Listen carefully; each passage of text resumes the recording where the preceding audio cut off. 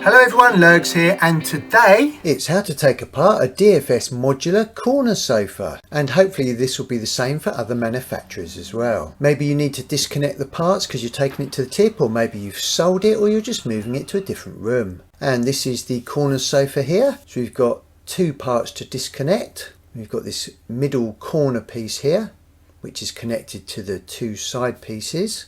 First thing to do is just remove the cushions. You don't have to, it just makes the sofa a little bit lighter.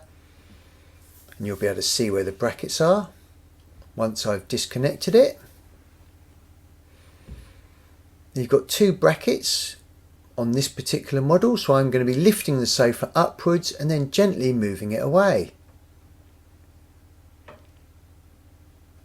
So that is disconnected that corner part there.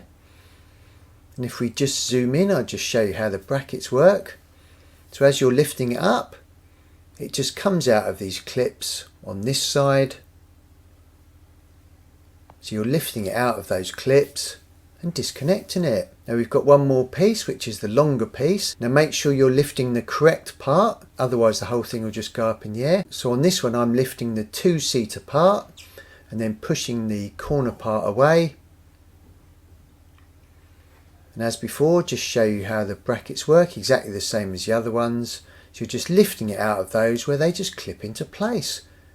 Pretty simple, but these sofas are pretty heavy, so it will be easier if you've got two people. And these side pieces definitely need a good vacuum. And that is it, all disconnected, ready to be moved or sold. And I think that definitely deserves a lovely cup of tea on a different sofa. Oh, not only is there a lovely cup of tea, there's a packet of mini cheddars. Bonus. Oh yeah.